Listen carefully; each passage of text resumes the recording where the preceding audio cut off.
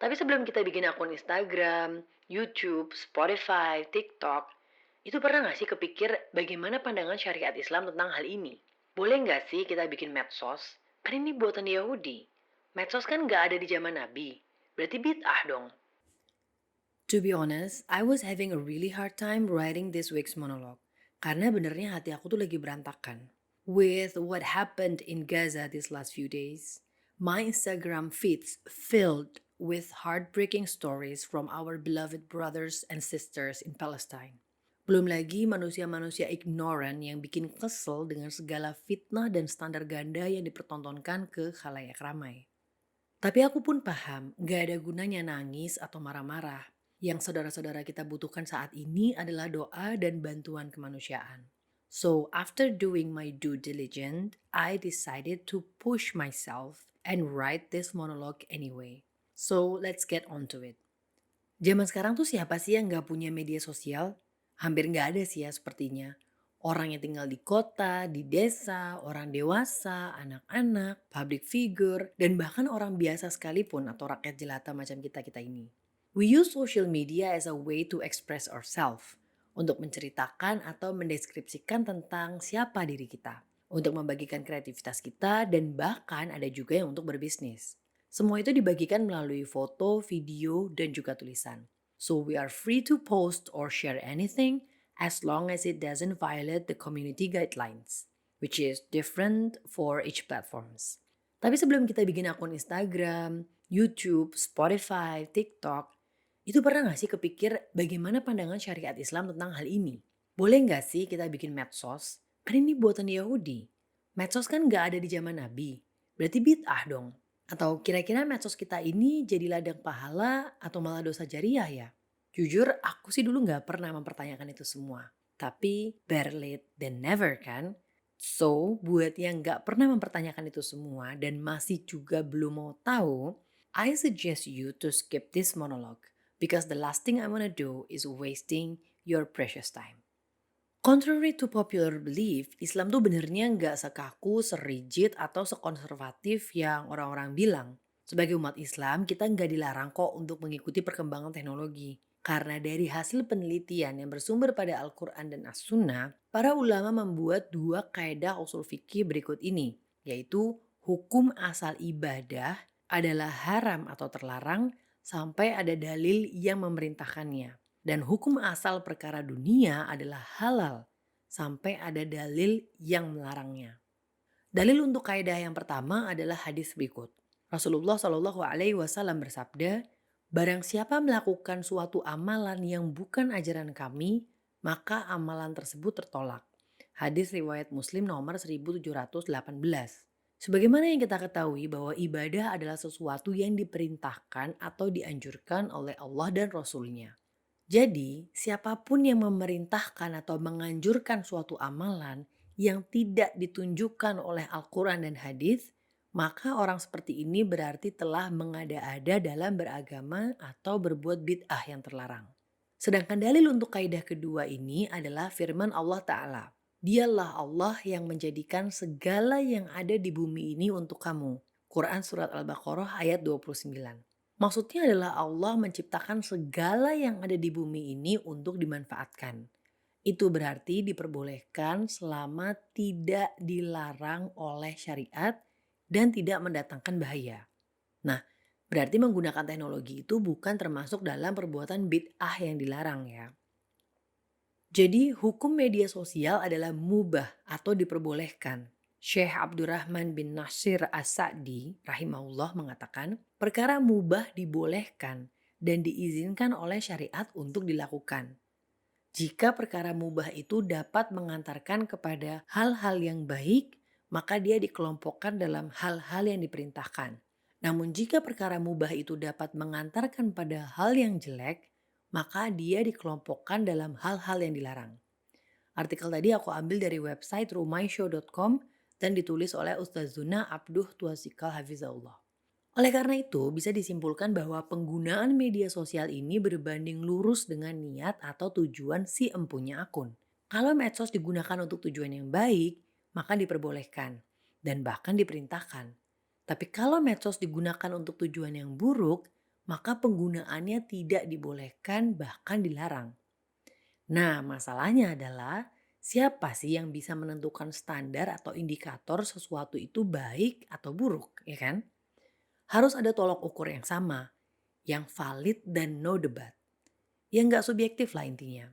So, in order for us to understand it, we must first take a journey way back to even before we are inside our mother's womb. Aku akan mengutip perkataan Ustazuna Khalid Basalamah Hafizahullah di salah satu kajian beliau. Waktu kita masih berbentuk sperma, masih belum masuk ke rahim ibu, Allah sudah mengambil perjanjian pada kita semua yaitu bahwa mereka beriman kepada Allah dan akan beribadah kepada Allah serta tidak akan menyekutukan Allah. Juga disebutkan di awal surat Al-A'raf ayat 172. Dan ingatlah ketika Tuhanmu mengeluarkan keturunan anak-anak Adam dari sulbi mereka dan Allah mengambil kesaksian terhadap jiwa mereka seraya berfirman, "Bukankah aku ini Tuhanmu?" Mereka menjawab, "Betul." Jadi saat jantung masih berdetak dan darah masih mengalir, kita semua terikat pada perjanjian tersebut. Kita semua terikat pada aturan-aturan Allah dan sebagai umat Islam khususnya yang menjadi standar atau indikator kebaikan dan keburukan, ya apalagi kalau bukan syariat Islam yang bersumber pada Al-Quran dan hadis. Bukan aturan yang kita bikin sendiri, bukan aturan yang dibikin oleh society, atau bahkan bukan aturan dari setiap platform media sosial. Atau kalau di Instagram tuh istilahnya community guidelines. Sebagai umat Rasulullah Shallallahu Alaihi Wasallam, do's and don'ts dalam syariat Islam itu di atas segalanya. Di atas community guidelines platform media sosial manapun, di atas hukum negara manapun, bahkan di atas aturan orang tua kita sekalipun. Meaning, walaupun community guidelines dan hukum negara membolehkan sesuatu, tapi selama itu bertentangan dengan syariat Islam, ya kita harus ikut syariat. Walaupun orang tua kita menyuruh kita untuk melakukan sesuatu, tapi selama itu bertentangan dengan syariat Islam, ya kita nggak boleh lakukan. Itu nggak akan bikin kita jadi anak durhaka kok. Tapi tetap pakai adab ya nolaknya. Dalilnya adalah Rasulullah Shallallahu Alaihi Wasallam bersabda, tidak ada ketaatan di dalam maksiat. Taat itu hanya dalam perkara yang ma'ruf. Hadis riwayat Bukhari nomor 7257 dan hadis riwayat Muslim nomor 1840. Biar nggak rancu aku kasih contoh deh ya. Hanya karena Instagram membolehkan kita untuk memasang foto yang menampakkan aurat, bukan berarti kita sebagai umat Islam jadi boleh melakukannya. Hanya karena sebuah negara membolehkan pernikahan beda agama atau pernikahan sesama jenis, bukan berarti kita sebagai umat Islam jadi boleh melakukannya. Hanya karena orang tua kita melarang untuk menutup aurat, bukan berarti kita jadi boleh menuruti permintaan beliau berdua. So, I hope you are at the same page now.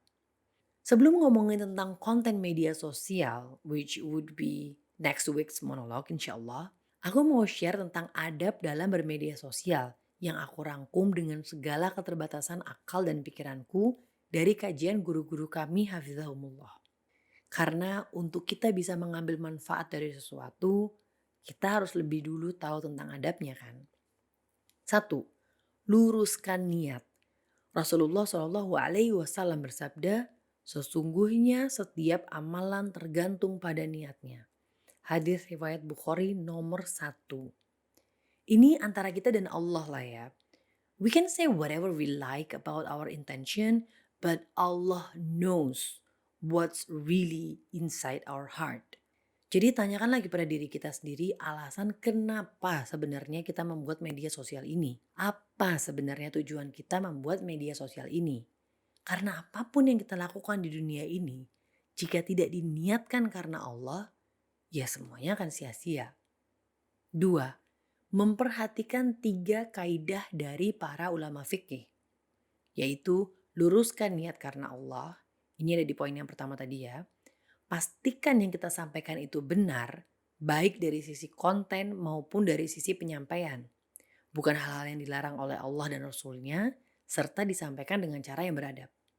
Dan efeknya itu positif atau tidak. Jadi sebelum posting, sebelum komen, Kita tuh harus pikir panjang dan lebar dulu, apakah ini akan membawa dampak yang positif atau malah tambah memperkeruh suasana. Nggak semua hal harus langsung ditanggapi dan nggak semua hal harus langsung diberitakan. Berapa banyak coba kasus orang yang menyesal karena bereaksi terlalu cepat kan? 3. Ingat akan hisab atau perhitungannya di akhirat kelak. Semua yang kita follow, semua postingan kita, komentar kita, like yang kita berikan, pokoknya semua deh yang kita lakukan itu akan ada hisabnya. Guru kami Ustadz Firanda Hafizahullah berkata, setiap kita membuka media sosial baru, maka pintu hisab baru pun terbuka. Kita akan dimintai pertanggungjawaban atas semua yang kita lakukan di platform media sosial itu. 4. Membagi waktu dengan proporsional. Nabi SAW menyatakan, sesungguhnya Robmu punya hak yang harus engkau tunaikan. Dan dirimu itu punya hak. Dan keluargamu itu punya hak. Maka berikanlah setiap orang dan semua pihak haknya masing-masing. Hadis riwayat Bukhari nomor 1832. Jangan sampai kita terlalu asik main medsos sampai melupakan kewajiban kita sebagai seorang anak, seorang istri, seorang ibu, dan yang paling penting sebagai hamba Allah. Buat bapak-bapak terutama nih ya, sering banget aku dengar istilah istri rasa janda. Awalnya aku nggak paham maksudnya. Tapi ternyata itu adalah jeritan hati para istri yang suaminya ketika pulang ke rumah malah sibuk dengan handphonenya. Bahkan sampai tengah malam. Ya sibuk WhatsAppan, sibuk main game, sibuk nonton YouTube, scrolling Instagram atau TikTok, sampai nggak ngajakin istrinya ngobrol. Sampai nggak ngajakin anaknya main. Sampai muncul istilah fatherless. Itu bukan karena ayahnya meninggal ya, tapi karena ayahnya tidak hadir dalam kehidupan sehari-hari keluarganya. 5. Saring sebelum sharing. Kalau ini kita semua udah paham lah ya. Walaupun kadang ya lebih banyak lupanya buat dipraktekin. 6. Jangan membahas masalah yang besar. Serahkan masalah-masalah besar terutama tentang hukum syariat atas suatu perkara pada ahli ilmu. Nah kita-kita yang ilmunya cuma sebatas remahan rengginang ini tinggal repost dan share aja ketika beliau-beliau sudah berijtihad. 7. Bedakan urusan pribadi dan umum. 8. Hati-hati riya terselubung. 9. Jadikan sebagai ladang pahala jariah, bukan dosa jariah. 10. Berhati-hati terhadap fitnah wanita. Nah, poin ke-7 sampai ke-10 insya Allah akan jadi topik obrolan di monolog minggu depan. Well, what I'm trying to say is, setiap kali kita memutuskan untuk melakukan sesuatu, hendaknya selalu didasari oleh syariat Islam agar tidak menjadi hal yang sia-sia atau bahkan malah menjadi sumber dosa. Gak bisa cuma berdasarkan pada mindset YOLO, you only live once, atau just for fun, atau just because the fear of missing out, FOMO, dan lain-lain. Karena itu gak akan bisa menjadi hujah kita atau alasan kita di akhirat kelak. Bukannya Islam gak membolehkan kita untuk bercanda atau bersenang-senang ya. Tapi semua kesenangan dan canda tawa itu tetap tidak boleh melanggar aturan syariat. Semoga Allah mudahkan kita semua untuk bisa memanfaatkan media sosial dengan sebaik-baiknya dan menjadikan media sosial sebagai ladang pahala jariah.